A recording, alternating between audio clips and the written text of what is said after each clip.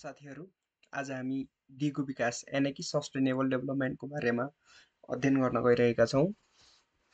अब आज हामी दिगो विकासको सामान्य परिचय, त्यसपछि दिगो विकासका एउटा लक्ष्यहरू हैन जुन 17वटा छन्। त्यस पछाडि दिगो विकासका लक्ष्य प्राप्त गर्न नेपालले गरेको प्रयास र त्यसैगरी नेपालको सामु देखा परेका चुनौतीको विषयमा चाहिँ हामी आज अध्ययन गर्नेछौँ। अब दिगो विकासको परिचयतिर जाउँ। अब हामीले सामान्यतया दिगो विकास भन्दाखेरि हैन अहिलेको जुन वर्तमान पुस्ता छ त्यो पुस्ताको आवश्यकता पूरा गर्नको लागि कि भावी आउने पुस्ताको आवश्यकतासँग कुनै सम्झौता नगरिकन गर्ने विकास नै दिगो विकास भनेर यसरी सामान्य भाषामा बुझ्छौँ। अब दिगो विकासले चाहिँ मुख्य रूपमा आर्थिक, सामाजिक र वातावरणीय विकासको समग्रतालाई जनाउँछ। यस विषयले आर्थिक, औद्योगिक र पूर्वाधार विकासका कार्य गर्दा धान्न सकिने र टिकाउपूर्ण विकास गर्नुपर्छ भन्ने विषयलाई विशेष जोड दिन्छ। अब दिगो विकासलाई एउटा वातावरण मैत्री विकास वा प्रकृति मैत्री विकास वा भविष्यको दृष्टिकोण समावेश भएको विकास समेत भनिन्छ। यसले विकास गर्दा वातावरणलाई कुनै पनि किसिमको हानि नोक्सानी पुर्याउनु हुँदैन। एउटा प्रकृति सँगसँगै रहेर प्रकृति मैत्री विकास गर्नुपर्छ र अहिलेको विकासले अब आउँदो भविष्यको पुस्ताहरू लाई पनि पुगोस् अथवा त्यहिलेसम्म रहोस् भनेर भविष्यदर्शी विकासको रूपमा दिगो विकासले कार्य गर्नुपर्छ भनेर भन्छ। अहिलेका कार्य गर्दा वा वर्तमानका आवश्यकता पूरा गर्दा भविष्यका पुस्ताको आवश्यकता र अपेक्षामा बाधा नपुग्ने गरी विकास प्रक्रियालाई अघि बढाउनु नै के हो दिगो विकास हो भनेर भन्न सक्छौँ। अब दिगो विकास भनेको के हो भनेर हामीले यसकोलाई परिभाषित गर्दा चाहिँ अहिले कार्य गर्दा वा वर्तमानका आवश्यकता पूरा गर्दा भावी पुस्ताको आवश्यकता र अपेक्षामा बाधा नपुग्ने गरी गरिने विकास नै दिगो विकास हो भनेर भन्नु पर्यो। दिगो विकासलाई इन्टरजेनेरेसनल जस्टिसको रूपमा समेत अध्ययन गर्ने गरिन्छ है। अब दिगो विकासको शब्दको कसरी उत्पत्ति भयो भनेर पनि हामीले जान्नुपर्छ। दिगो विकासको विश्वव्यापी बहस सन् 1970 को दशकबाट सुरु भयो। दिगो विकास शब्दको सर्वप्रथम प्रयोग गर्ने बेलायतका विकासविद एवं अर्थशास्त्री बारबरा वाडलाई मानिन्छ। उनले आफ्नो पुस्तक only one earth the care and maintenance of a small planet 1972 मा यो पुस्तक चाहिँ सार्वजनिक गरे र यही पुस्तकमा नै उनले दिगो विकासका विषयमा उल्लेख गरेकी थिइन्। दिगो विकासको अध्ययन र बहस र विकासको क्रम सन् 1983 मा दिगो विकासका समग्र पक्षमा अध्ययनका लागि संयुक्त राष्ट्र सङ्घको पहलमा नर्वेका तत्कालीन प्रधानमन्त्री डाक्टर ग्रो हार्लेम ब्रुकल्यान्डको अध्यक्षतामा दिगो विकास सम्बन्धी एउटा आयोग गठन भयो। यो आयोगले 4 वर्षको अध्ययन र विश्लेषण पश्चात सन् 1987 मा हाम्रो साझा भविष्य आवर कमन फ्युचर नामक प्रतिवेदन पेश गर्यो। यस प्रतिवेदनले नै विश्वमा पहिलो पटक दिगो विकासको अवधारणा, परिभाषा र भावी कार्यदिशाका सन्दर्भमा विस्तृत र महत्त्वपूर्ण विषयहरू प्रकाशनमा ल्यायो। अब भविष्यका सन्ततिको अधिकार र आवश्यकतामाथि सम्झौता नगरी वर्तमानका पुस्ताले आफ्ना आवश्यकता पूरा गर्नु नै दिगो विकास हो भनी यही प्रतिवेदनले भनेको हो अथवा यस कुरामा यो आवर कमन फ्युचर नामक प्रतिवेदनले जोड दियो। दिगो विकासको प्रयासलाई अघि बढाउने क्रममा सन् 1992 मा ब्राजिलको रियो डी जेनेरियोमा वातावरण र विकास सम्बन्धी अन्तर्राष्ट्रिय सम्मेलन भयो, जसलाई हामीले पृथ्वी सम्मेलन पनि भन्छौँ हैन, जसले एजेन्डा 21 पारित गर्यो। यो सम्मेलनले एकमात्र पृथ्वीको स्याहार र उपयोग गरौँ भन्ने विषयलाई समेत अघि बढायो। साथै यो सम्मेलनले वातावरण र विकास, विविधता व्यवस्थापन, जलवायु व्यवस्थापन र वन संरक्षणका विषयलाई जोड दिँदै विभिन्न निर्णयहरू गर्यो र ती निर्णयहरू कार्यान्वयन गर्न विश्व समुदायलाई नै अपिल पनि गर्यो। सन् 1997 मा जापानको क्योटो सहरमा क्योटो सम्मेलन पनि सम्पन्न भयो र यो सम्मेलनले ग्रिन हाउस ग्यासको उत्सर्जनलाई घटाउने र विकसित देशका लागि कानुनी रूपमा बाध्यकारी गन्तव्यहरू निर्धारण गर्यो। अब यो प्रोटोकल सन् 2005 देखि कार्यान्वयनमा आएको हो विश्वभरि र यही प्रोटोकल अनुरूप विश्वका विभिन्न देशहरूले आफ्नो देशमा यो दिगो विकास सम्बन्धी र यो जलवायु परिवर्तनलाई न्यूनीकरण गर्नका लागि विभिन्न उपायहरू अवलम्बन गरे, त्यही अनुसार बजेट विनियोजन गरे र आफ्नो देशको बजेटमा नै यस्ता कुराहरू समावेश गरेर यस विषयप्रति एकदम गम्भीर ध्यानाकर्षण पनि गरेर कार्य पनि गर्दै आएका छन्। अब दिगो विकासका लक्ष्यहरू जम्मा चाहिँ हामीले अध्ययन गर्नुपर्दा दिगो विकासका लक्ष्यहरू 17वटा लक्ष्य रहेका छन्। 169 वटा गन्तव्य रहेका छन् है। अब लक्ष्यहरू चाहिँ अब कहिले आयो भनेर पनि हामीले जान्नुपर्छ हैन। सहस्राब्दी विकास लक्ष्यको कार्यान्वयन पश्चात सन् 2015 को सेप्टेम्बर 25 मा संयुक्त राष्ट्र सङ्घको 77औं महासभामा 193 देशले दिगो विकासका 17 लक्ष्य 169 गन्तव्य स्वीकार गरे। यी लक्ष्यहरू र गन्तव्यहरू सन् 2016 जनवरी 1 बाट कार्यान्वयन गरिने भयो भने 31 डिसेम्बर 2030 मा यी लक्ष्यहरूको कार्यान्वयन पुरा हुनेछ। 2030 सम्म विश्वका 193 देशले दिगो विकासका लक्ष्यहरू कार्यान्वयन पुरा हुनेछ हैन। विश्वव्यापी रूपमा कार्यान्वयन भइरहेका यी दिगो विकास लक्ष्यहरू 17, गन्तव्य 169 र सूचकहरू 232 वटा रहेका छन्। अब विभिन्न देशले आफ्नो अवस्था र आवश्यकता अनुसार सूचकहरूमा भने फरक फरक परिवर्तन गर्छन् र आफू अनुकूलका सूचकहरू पनि बनाउँछन्। दिगो विकासका 5 वटा स्तम्भ अर्थात् 5P समेत भनिन्छ, जुन 5P मा पर्ने भनेको एउटा मानव, अर्को पृथ्वी, समृद्धि, शान्ति र साझेदारी हुन् है। दिगो विकासका लक्ष्यले सबै स्तम्भलाई सघाउने र यी स्तम्भमा कार्य गर्दा दिगो विकासका सबै लक्ष्यमा सहयोग पुग्छ। अब दिगो विकासका लक्ष्यहरू विश्वव्यापी र अन्तर्सम्बन्धित र एकीकृत ढाँचाको रूपमा रहेका छन्। यसै गरी लिभ नो वान बिहाइन्ड अथवा LNOB एकीकृतता र समावेशी विकास नै दिगो विकास लक्ष्यको मूल मर्म हो। अब विकास गर्दा समावेशी गर्नु पर्यो, एकीकृतता हुनु पर्यो भनेर दिगो विकास लक्ष्यले भन्दछ है। यसरी दिगो विकास लक्ष्यहरू आर्थिक, सामाजिक र वातावरणीय मुद्दालाई सम्बोधन गर्ने एउटा विश्वव्यापी र एकीकृत ढाँचा हुन्। नेपालले विकास लक्ष्य प्राप्त गर्न गरिबी निवारण, शिक्षा र स्वास्थ्यमा गुणात्मक सुधार, लैङ्गिक समानता, ऊर्जामा सुधार, पूर्वाधार विकास, वातावरणीय दिगोपनाका सन्दर्भमा विगत 10 वर्षदेखि कार्य गरिआएको छ र सुधार पनि भइआएको छ। विगत 10 वर्षदेखि विश्वव्यापी रूपमा कार्यान्वयनमा रहेका दिगो विकासका लक्ष्यहरू अब के छन् भनेर पनि हामी जानौँ। लक्ष्य नम्बर 1 मा रहेको छ सबै प्रकारका गरिबीलाई सबै ठाउँबाट अन्त्य गर्ने, अर्थात् संसारबाटै गरिबीको अन्त्य गर्ने।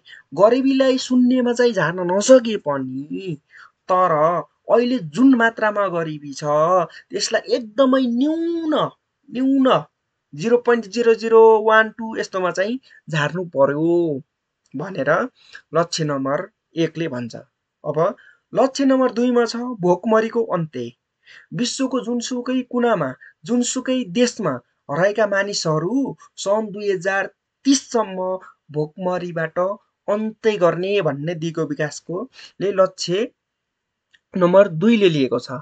लक्ष्य नम्बर 2 ले यसका साथै के भन्छ भने खाद्य सुरक्षा तथा उन्नत पोषण र दिगो कृषिको प्रवर्धन गर्ने, विश्वभरमा भोकमरीबाट कोही नमरोस् अर्थात् संसारबाट नै भोकमरी हटाउने भन्ने लक्ष्य बोकेको छ। त्यसैगरी दिगो विकासको लक्ष्य नम्बर 3 ले चाहिँ के भन्छ भनेपछि स्वस्थ जीवन सुनिश्चित गर्ने, विश्वमा बसोबास गर्ने सम्पूर्ण मानिसहरू एकदम स्वस्थ तरिकाले आफ्नो जीवन निर्वाह गरून् हैन, सबैको कल्याण गर्ने, सबैको जीवन रोग बिनाको समृद्धिपूर्ण होस् भनेर लक्ष्य नम्बर 3 ले भन्छ। लक्ष्य नम्बर 4 ले चाहिँ सबैका लागि समावेशी तथा गुणस्तरीय शिक्षा, आजीवन सिकाइ सुनिश्चित गर्ने। शिक्षा एउटा गुणस्तरीय पनि हुनु पर्यो, समावेशी पनि हुनु पर्यो, सबैका लागि समान हुनु पर्यो भनेर लक्ष्य नम्बर 4 ले भन्छ। अर्को यसका साथै के भन्छ भने चाहिँ शिक्षाको अभावमा कसैले पनि आफ्नो क्षमताको विकास गर्न नसक्ने अवस्थाको पनि अन्त्य गर्ने भनेर लक्ष्य नम्बर 4 ले बोकेको छ। लक्ष्य नम्बर 5 मा लैङ्गिक समानता हासिल गर्ने, महिला र पुरुष बीचको विभेद अन्त्य गर्ने, सबै महिला तथा किशोरीहरूको सशक्तिकरण गर्ने, लैङ्गिकताको आधारमा हुने सबै प्रकारको विभेदको अन्त्य गर्ने, असमानताको अन्त्य गर्ने, महिला किशोरीका लागि ज्ञान, सिप र तालिमका माध्यमबाट उनीहरूको सशक्तिकरण गर्ने भन्ने कुरामा विशेष जोड दिएको छ। लक्ष्य नम्बर 6 सबैका लागि खानेपानी तथा सरसफाइको दिगो उपलब्धता निश्चित गर्ने, खानेपानीको पहुँच र गुणस्तरमा सुधार गर्ने भनेर भन्छ।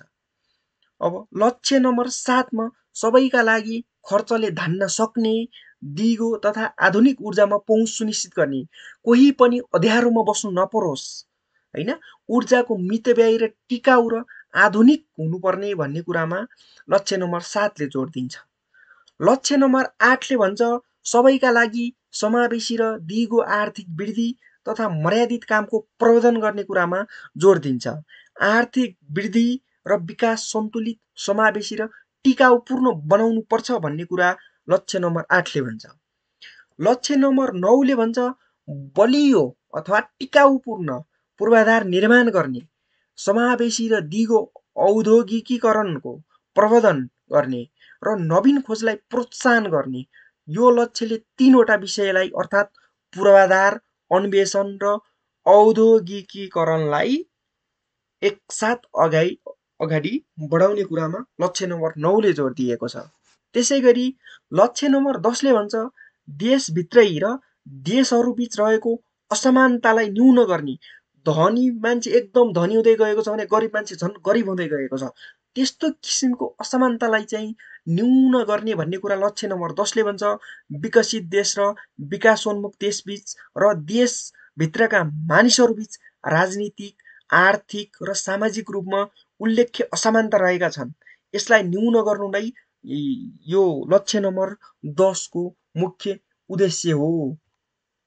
त्यसैगरी लक्ष्य नम्बर 11 ले भन्छ नगरहरू र मानव बस्तीलाई समावेशी बनाउने, सुरक्षित बनाउने, सबल र दिगो बनाउने भनेर भन्छ। जस्तो विशेषतः विकासोन्मुख भनेको नेपाल जस्तो देशहरूमा नगरहरूको अवस्था र मानव बस्तीहरूलाई सुरक्षित र दिगो बनाउनु यसको उद्देश्य हो।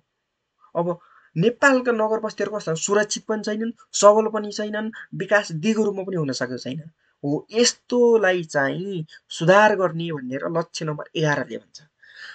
अब लक्ष्य नम्बर 12 ले दिगो उपभोग र उत्पादनको ढाँचा सुनिश्चित गर्ने भन्छ। स्रोतको दिगो उपयोग गर्दै जिम्मेवार खपत र उपयोग गर्ने कुरामा लक्ष्य नम्बर 12 ले जोड दिन्छ। लक्ष्य नम्बर 13 ले भन्छ जलवायु परिवर्तन तथा यसका प्रभाव विरुद्ध लड्न तत्काल कार्य थाल्ने। जस्तो जलवायु परिवर्तनले गर्दा हाम्रा हिमालका हिउँहरू पग्लिएर नाङ्गो कालो डाँडामा परिणत भइरहेका छन्, यसको विरुद्ध विश्वका सम्पूर्ण समुदायहरू एकसाथ लड्ने कुरामा लक्ष्य नम्बर 13 जोड दिन्छ। जलवायु परिवर्तनका नकारात्मक असरलाई न्यूनीकरण गर्न तत्काल कार्यहरू सुरु गर्ने हैन, त्यसका लागि अब कार्बनको हैन न्यून रूपमा उत्सर्जन गर्नेदेखि लिएर हैन, बोट बिरुवाहरू लगाउनेदेखि लिएर हैन, जङ्गलको मात्रा बढाउनेदेखि लिएर हैन, यो पुराना गाडीहरू के होला त्यसलाई रिप्लेस गरेर अहिले इलेक्ट्रिक भेहिकल अथवा डिजेलदेखि चल्ने गाडीहरूलाई रिप्लेस गरेर इलेक्ट्रिक अथवा विद्युतबाट चल्ने गाडीहरू प्रयोग गर्नेहरू, यस्ता कुराहरूमा चाहिँ लक्ष्य नम्बर 13 ले जोड दिन्छ। लक्ष्य नम्बर 14 ले भन्छ दिगो विकासका लागि महासागर, समुद्र र सामुद्रिक स्रोत साधनको संरक्षण र दिगो उपयोग गर्ने, समुद्र र जलस्रोतको दिगो उपयोग र संरक्षण गर्ने कुरामा जोड दिन्छ। नेपाल त भूपरिवेष्टित देश हो, जस्तो समुद्रले छोएका देशहरूमा के छ भनेपछि समुद्रको एकदमै दोहन भइरहेको छ। सामुद्रिक जीवहरू दिनानुदिन के लोप हुँदै गइरहेका छन्। हो त्यसकारण समुद्रको चाहिँ संरक्षण गर्ने कुरामा लक्ष्य नम्बर 14 ले जोड दिन्छ। लक्ष्य नम्बर 15 ले भन्छ वनको दिगो व्यवस्थापन गर्ने, मरुभूमिकरण विरुद्ध लड्ने र जैविक विविधतामा को क्षति रोक्ने है। अब हाम्रो जमिन दिनानुदिन मरुभूमिकरण हुँदै गइरहेको छ, वनको अत्याधिक फडान भइरहेको छ, वन जङ्गलमा आगो लगाउने जस्ता कार्यहरू बढ्दै गइरहेका छन्। हो त्यसकारण वन जङ्गलको यो संरक्षण गर्ने है, दिगो व्यवस्थापन गर्ने, प्रयोग गरे पनि त्यसलाई एक बोट काटे, एउटा रुख काटे बापत त्यसको साटोमा 20-25 वटा रुख रोप्ने लगायत यस्ता यस्ता कार्यहरू गर्ने भन्ने लक्ष्य नम्बर 15 ले भन्छ। लक्ष्य नम्बर 16 ले भन्छ शान्तिपूर्ण तथा समावेशी समाजलाई प्रोत्साहन, न्यायमा सबैलाई पहुँच दिने र सबै तहकामा प्रभावकारी, जिम्मेवार तथा समावेशी संस्था निर्माण गर्ने भनेर भन्छ। यो लक्ष्यले शासन र शासकीय सुधारका विषयलाई अघि बढाउँछ।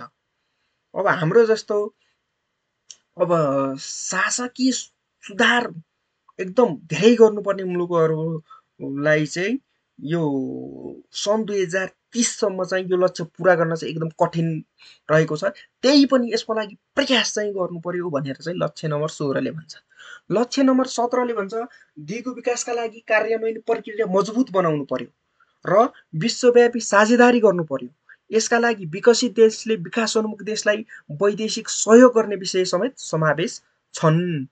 अब लक्ष्य यति 17 वटा त ले अब यस्तो यति भने अब यही 17 वटा लक्ष्यको प्राप्त गर्नको लागि अब नेपालले अहिलेसम्म के कति प्रयासहरू गरिरहेको छ हैन। अब त्यो प्रयास गर्दा के कति चुनौतीहरू भोगिरहेको छ भन्ने विषय पनि हामीले अध्ययन गर्नु पर्यो। अब नेपालले दिगो विकास लक्ष्यमा गरेका प्रयासहरूको बारेमा अहिले अब जानौँ केही कुराहरू। अब नेपालले विकासका साझा मुद्दाको रूपमा दिगो विकास लक्ष्यलाई स्वीकार गरी प्राथमिकताका साथ कार्य गरिआएको छ। दिगो विकास लक्ष्यमा नेपालका प्रयासहरू निम्न छन्। अब के गरेको छ भनेपछि एउटा दिगो विकास लक्ष्यको आधिकारिक घोषणा पूर्वदेखि नै नेपालमा 6औं योजनामा वातावरण संरक्षण नीति, 7औं योजनामा वातावरणीय प्रभाव मूल्याङ्कनका विषय र 8औं योजनामा दिगो विकास नीतिहरू समावेश गरिए र यसै गरी 9औं योजनामा भूउपयोग नीति कार्यान्वयन गरिए भने 10औं योजनादेखि 14औं योजनासम्म वातावरण सम्बन्धी नीति र कार्यनीतिहरू कार्यान्वयन गरिए। 15औं योजना र 16औं योजनामा पनि दिगो विकास सम्बन्धी विविध यावत विषयहरू चाहिँ त्यहाँ समावेश गरिएको छ। विश्वव्यापी रूपमा अब दिगो विकास लक्ष्यको घोषणा र कार्यान्वयन पश्चात नेपालले चाहिँ दिगो विकास लक्ष्यलाई मुलुकको एउटा आर्थिक, सामाजिक र पर्यावरणीय परिवेश अनुसार 14औं योजनादेखि एउटा आन्तरिकीकरण गरेको हो। त्योभन्दा अगाडिका योजनादेखि नै दिगो विकासका मुद्दाहरू समावेश गरे पनि 14औं योजनादेखि चाहिँ यो दिगो विकासको लक्ष्यको मुद्दालाई चाहिँ एकदमै आन्तरिकीकरण नेपालले गरेको हो। हरेक वर्ष अब घोषणा हुने नेपाल सरकारका नीति कार्यक्रममा दिगो विकास लक्ष्यलाई प्राथमिकता दिइएको छ भने बजेट तथा कार्यक्रम तयार गर्दा दिगो विकास लक्ष्य अनुसार साङ्केतिकरण पनि गर्न थालिएको छ। अब यो बजेट तयार गर्दा हाम्रो स्थानीय तहले गर्दा पनि, प्रदेशले गर्दा पनि, सङ्घले गर्दाखेरि पनि दिगो विकासको लक्ष्य अनुसार नै बजेट नीति तथा कार्यक्रम हैन त्यही अनुसारको साङ्केतिकरण गर्दै आएका छन्। अब त्यसै गरी नेपालले अर्को चाहिँ के गरेको छ भनेपछि दिगो विकास लक्ष्यलाई तीनै तहका सरकारका आवधिक योजना, मध्यकालीन खर्च संरचना, नीति कार्यक्रम र बजेटमा आन्तरिकीकरण र स्थानीयकरण गरेको छ। अब अर्को चाहिँ के गरेको छ भने दिगो विकास लक्ष्यका विभिन्न संयन्त्र र बैठकमा सरकार, निजी क्षेत्र र सामुदायिक क्षेत्र, नागरिक समाज र विकास साझेदारहरू बीच सहकार्य र समन्वय गरिएको छ। अब त्यसै गरी नेपालले चाहिँ अर्को नेपालले दिगो विकास लक्ष्यका लागि सन् 2030 सम्म लाग्ने रकमको आकलन र खर्च बेहोर्ने स्रोत सम्बन्धी विभिन्न अध्ययन गराई सोही अनुसार कार्य गर्दै पनि आएको छ। त्यसै गरी दिगो विकासको लक्ष्य प्राप्त गर्न अर्को प्रयास नेपालले गरेको भनेको युगो विकास लक्ष्य सम्बन्धी होइन, युगो विकास होइन, यो साथीहरू यो गलत भएछ। दिगो विकास लक्ष्य सम्बन्धी हालसम्म 3वटा राष्ट्रिय स्वैच्छिक प्रतिवेदन संयुक्त राष्ट्र सङ्घमा प्रस्तुत गरेको छ, जसमा सन् 2017मा, सन् 2020मा दोस्रो र सन् 2024मा तेस्रो पटक चाहिँ यो प्रतिवेदन प्रस्तुत गरिएको हो। अब नेपालले हाल कार्यान्वयनमा रहेको संविधानमा मौलिक हक र नीतिहरू पनि दिगो विकासमैत्री रहेका छन्। जस्तो यो वातावरण सम्बन्धी यावत कुराहरू पनि त्यहाँ समावेश गरेको छ। जस्तो शिक्षाको हक छ त्यहाँ, होइन, लैङ्गिक समानता कायम गर्नको लागि त्यहाँ महिलाको हक छ, होइन, त्यहाँ बालबालिकाको हक छ। धेरै कुराहरू चाहिँ यो संविधानमा पनि उल्लेख गरेको छ। नेपालमा क्षेत्रगत नीतिहरू दिगो विकास लक्ष्यको मान्यता बमोजिम तयार गरिने र कार्यान्वयन गरिने प्रचलन छ। जस्तो प्रदेशले पनि कुनै नीतिहरू बनाउँदा, स्थानीय तहले पनि बनाउँदा दिगो विकासको लक्ष्य अनुसार नै तयार गरी कार्यान्वयन गर्ने प्रचलन छ। दिगो विकास लक्ष्यको मापनका लागि नेपालले 301 परिमार्जित सूचक तयार गरी कार्य गरिआएको छ। अब नेपालले हाम्रो देश अनुकूलका सूचकहरू नै 301वटा परिमार्जित सूचक तयार गरेको छ र यही अनुसार कार्य गरी पनि आएको छ। दिगो विकास लक्ष्यको कार्यान्वयनमा प्रभावकारिता र अनुगमनका लागि संसदीयमा एउटा समिति पनि छ। दिगो विकासको लक्ष्यमा हामीले के कति कार्य गर्यौँ, अब यी कार्यहरू के कसरी भइरहेका छन् भनेर त्यसको अनुगमन गर्नका लागि हाम्रो संसदमा एउटा समिति छ र त्यो समितिले नियमित अनुगमन गर्दै पनि आइरहेको छ। अब त्यसै गरी प्रधानमन्त्रीको अध्यक्षतामा राष्ट्रिय निर्देशक समिति छ, योजना आयोगमा कार्यान्वयन तथा अनुगमन समिति छ, क्षेत्रगत समितिहरू र मन्त्रालय विभागमा विभिन्न इकाइहरू क्रियाशील छन् यो दिगो विकासका लक्ष्य प्राप्तिका लागि। त्यसै गरी प्रदेश र स्थानीय तहमा दिगो विकास लक्ष्यको कार्यान्वयनमा सङ्घले आवश्यक दिग्दर्शन, क्षमता विकास र समन्वयका कार्यहरू गरिआएको पनि छ। अब त्यसै गरी प्रदेश सरकारले दिगो विकास लक्ष्य सम्बन्धी दस्तावेज तयार गरी कार्यान्वयन गरिरहेका छन् र त्यही अनुरूप स्थानीय तहलाई पनि दिगो विकासका लक्ष्य अनुरूप विभिन्न कार्यहरू गर्ने र त्यही अनुसार बजेट विनियोजन गरी लक्ष्यहरू समयमै पुरा गर्नको लागि मार्गदर्शन दिँदै पनि आएका छन् सङ्घ र प्रदेशले स्थानीय तहलाई पनि। अब नेपालले यति प्रयास चाहिँ गर्यो दिगो विकासको लक्ष्य प्राप्त गर्न। अब यी प्रयास गरे तापनि यो यति आज गर्नुपर्ने धेरै नै काम छ। अब बाँकी चाहिँ किन गर्न सकेन, के चुनौतीहरू देखा परे है?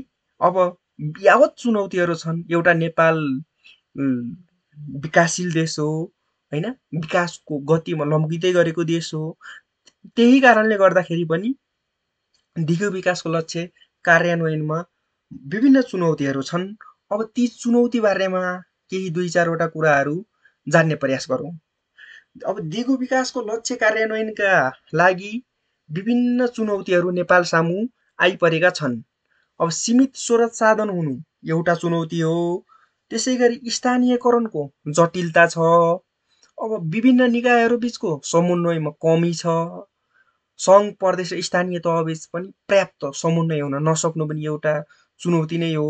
गुणस्तरीय तथ्याङ्क उपलब्ध नहुनु, प्रभावकारी सञ्चार रणनीति नहुनु, बलियो अनुगमन तथा मूल्याङ्कन प्रणालीको कमी चुनौतीकै रूपमा रहेका छन्।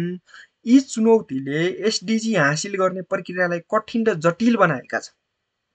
यसका लागि सरकार, निजी क्षेत्र, नागरिक समाज र अन्तर्राष्ट्रिय समुदायको संयुक्त प्रयास पनि आवश्यक छ। हामीले यी चुनौतीलाई सम्बोधन गर्दै दिगो विकासको मार्गमा अगाडि बढ्नु बाहेक अर्को विकल्प कुनै छैन। नेपालमा दिगो विकास कार्यान्वयनमा देखिएका चुनौतीलाई देखाएका 5-7 बुँदामा चाहिँ मैले यहाँ उल्लेख गरेको छु। त्यसमध्ये एउटा प्रमुख चुनौतीको रूपमा रहेको छ दिगो विकास लक्ष्यको कार्यान्वयनका लागि आवश्यक स्रोतको व्यवस्था गर्नु। अब दिगो विकासका लक्ष्यका लागि वित्तीय स्रोतको उपलब्ध उल्लेख्य रूपमा न्यून रहेको छ नेपालमा हैन। दिगो विकासको लक्ष्यका लागि आवश्यक वित्तीय स्रोत साधनको कम छ। प्रविधि र जनशक्ति आपूर्ति गर्न आन्तरिक साथै वैदेशिक स्रोत साधन जुटाउन पनि आवश्यक देखिन्छ। त्यसै गरी अब दिगो विकासका लागि स्रोत जुटाउन आन्तरिक स्रोतका साथै अन्तर्राष्ट्रिय सहायता परिचालनमा पनि जोड दिनु आवश्यक छ। त्यसै गरी हाम्रो अब अर्को चुनौती रहेको छ दिगो विकास लक्ष्यको स्थानीयकरण र मूल प्रभावीकरण गर्नु। अब हामीले दिगो विकास लक्ष्यका मूलभूत विषयलाई आत्मसात गर्दै यो सङ्घ, प्रदेश र स्थानीय सरकार, निजी क्षेत्र, नागरिक समाज, गैर सरकारी संस्था, सामाजिक सङ्घ संस्था दिगो विकासका लक्ष्य हासिल गर्न कार्यक्रमहरूको कार्यान्वयन आवश्यक पनि छ। त्यसै गरी हाम्रो अर्को चुनौती रहेको छ दिगो विकास लक्ष्यका लागि सहकार्य र साझेदारी अभिवृद्धि गर्नु। अब यसको लागि पनि हामीले दिगो विकास लक्ष्य र सूचकहरू प्राप्त गर्ने काम सरकारले प्रयासले मात्र सम्भव नहुने हुँदा हैन विभिन्न तहका सरकार, निजी क्षेत्र, सहकारी, विकास साझेदार, नागरिक समाज र जनताबीच सहयोग, समन्वय र सहकार्यका साथै विश्वव्यापी साझेदारका कार्यक्रमहरू अभिवृद्धि गर्न आवश्यक छ। अब त्यसै गरी अर्को चुनौतीको रूपमा रहेको छ दिगो विकास लक्ष्यका लागि आवश्यक तथ्याङ्कको व्यवस्थापन गर्न नसक्नु। अब दिगो विकास लक्ष्यका लागि आवश्यक विभिन्न प्रकारको खण्डीकृत तथ्याङ्कको अभाव रहेकोले यसको यथार्थ प्रगति मूल्याङ्कन गर्न कठिन उत्पन्न भएको अवस्था छ। पछिल्लो प्रगति मूल्याङ्कनमा करिब 20% तथ्याङ्क बिना नै के भएको छ उपलब्धि मापन गरिएको देखिएको छ। त्यसै गरी हाम्रो अर्को छ दिगो विकास लक्ष्यको प्रभावकारी अनुगमन र मूल्याङ्कन गर्नु पनि यो चुनौती रहेको छ। जस्तो 3 तहका सरकारहरू छन्। सरकार 3 तहका सरकारहरूले दिगो विकासको कार्यान्वयन प्रभावकारिताका लागि प्रभावकारी अनुगमन आवश्यक छ। नेपालले दिगो विकास लक्ष्यको अनुगमन र मूल्याङ्कनको दिग्दर्शन तयार गरे तापनि सो अनुसार प्रभावकारी कार्य हुन सकेको छैन। अब यी त नेपालमा देखा परेका चुनौती भए है। अब यी चुनौतीहरूलाई पनि अब समाधान गर्नतर्फ नेपालले ध्यान दिनुपर्दछ। नेपालमा दिगो विकास लक्ष्य कार्यान्वयनको सफलताका लागि एउटा स्रोत परिचालन, तथ्याङ्क सङ्कलन, स्थानीयकरण, क्षमता अभिवृद्धि, समन्वय र साझेदारी जस्ता प्रमुख चुनौतीलाई प्रभावकारी रूपमा सम्बोधन गर्नु पनि आवश्यक छ। यी चुनौतीको सामना गर्न के गर्नु पर्यो भने चाहिँ विभिन्न तहका सरकार, निजी क्षेत्र, नागरिक समाज र अन्तर्राष्ट्रिय साझेदारले मिलेर काम गर्नुपर्दछ। हामीले बलियो अनुगमन प्रणाली बनाउने, पारदर्शी प्रक्रिया अपनाउने र जवाबदेही संरचनाहरू निर्माण गरी दिगो विकासको मार्गमा अगाडि बढ्नुपर्दछ। सामूहिक प्रयास र दृढ सङ्कल्पले मात्र हामीले एसडिजी अर्थात् दिगो विकासको लक्ष्य हासिल गरी समृद्ध र दिगो नेपाल निर्माण गर्न सक्नेछौँ।